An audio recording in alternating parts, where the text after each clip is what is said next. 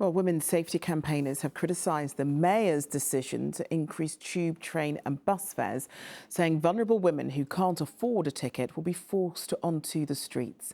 TfL fares rose by almost 6% yesterday, the biggest hike in London transport prices for more than a decade.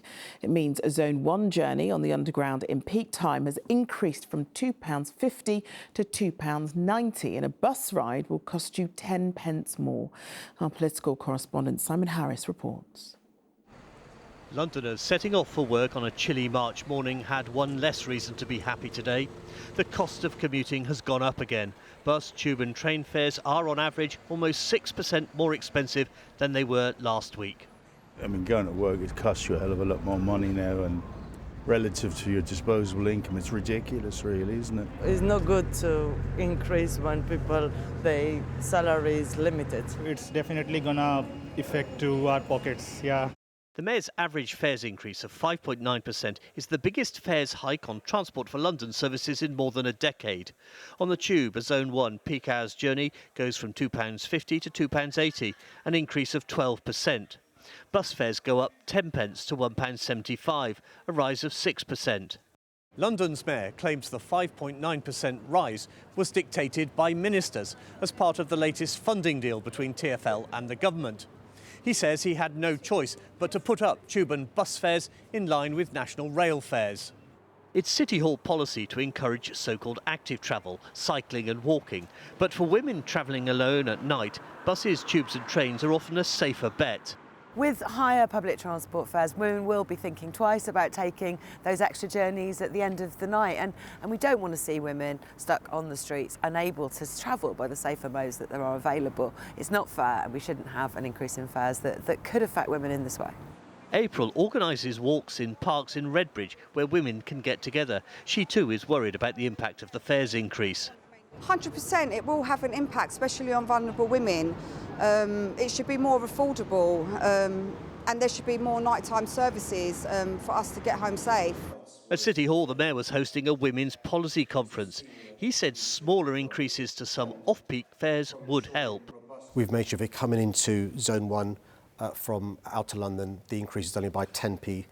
Those in Zone 1, the increase is 30p. So we've tried to find a way to try and spread the increase so it's less high for those women in particular who want to come into Zone 1. The most expensive way to travel on London's public transport system is to do it the old-fashioned way, buying a ticket from a machine. These cash fares, as they're known, can be more than twice the price of a contactless or Oyster pay-as-you-go fare. Simon Harris, ITV News, Ilford. Well, snow aside, there will be more disruption next week for commuters. Tube strikes are going ahead, despite those by Network Rail staff being suspended. Our political correspondent Simon Harris is at King's Cross for us now. Simon, take us through what we can expect then.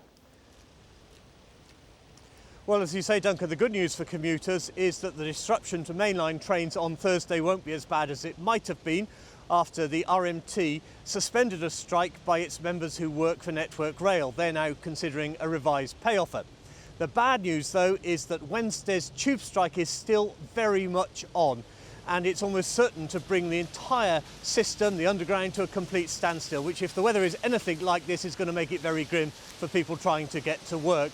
This is part of a long-running dispute over possible changes to TfL's pension scheme. But for the first time, both the RMT and the drivers' union, ASLEF, have chosen to walk out on the same day. Unfortunately, the strike will be very disruptive if it goes ahead next Wednesday. There's still time to call it off, of course. We very much hope they would do that. There will be little or no service on the Underground, so customers should avoid travelling on the Underground. But the good news is that the rest of the TfL services will be running normally, including the Elizabeth line. In addition to the tube strike on Wednesday, there are also further strikes by RMT members who work for some of the train companies. Those are on Thursday and Saturday, and again, that dispute is over pay. OK, Simon at King's Cross, thank you very much. Good evening. It's been a bumpy ride for Sadiq Khan since he announced the expansion of the ultra-low emission zone. The extra charge is due to start in August and it's faced a lot of backlash from many councils, MPs and drivers. But that anger has intensified in recent weeks, with several of the scheme's newly installed cameras being targeted by vandals. Our political correspondent Simon Harris has the latest. They've started appearing on top of traffic lights. They're the cameras which will police Sadiq Khan's controversial ULEZ extension. But at a junction in Abbey Wood in South London, 3 of the cameras have had their cables cut. A seemingly deliberate act combining vandalism and protest. Stuart lives next to the junction and opposes the expanded ULEZ. What did you think when you saw the cameras had been vandalised? Excellent. Fabulous. Yeah, shouldn't be there in the first place as far as I'm concerned. I'm not being funny, but Sadiq Khan, he's not listened to anything that's gone on in the consultations. You know, the people of this area, totally against it. Transport for London is installing more than 2,500 cameras ahead of the extended ULEZ going live in August. The cameras alone are costing between £40 and £50 million. Transport for London has been concerned for some time that the new cameras might become a target. And this isn't the first attack on its newly installed equipment. A spokesperson for the Mayor said it is deeply disappointing to see opposition to a policy being used as an excuse for criminal damage. This petty vandalism of London's essential transport infrastructure is completely unacceptable.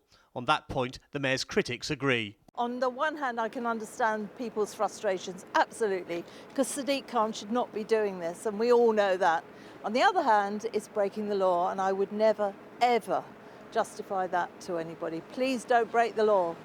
Sadiq Khan says all of Greater London needs to be in the ULEZ to help prevent 4,000 premature deaths a year.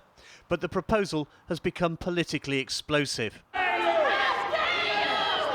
Last week he was booed and shouted at in a public meeting when he said this to ULEZ opponents. You're in coalition with COVID deniers. You're in coalition. You may not like it. You may not like it. You're in coalition with the far right. Right now I'm actually quite dismayed at how political this has got. I think public health should always be rising above the politics, and I don't think that, certain opponents to the ULEZ are necessarily helping this. Despite the protests and the vandalism, more than 600 of the new cameras have now been installed. Simon Harris, ITV News, Abbey Wood.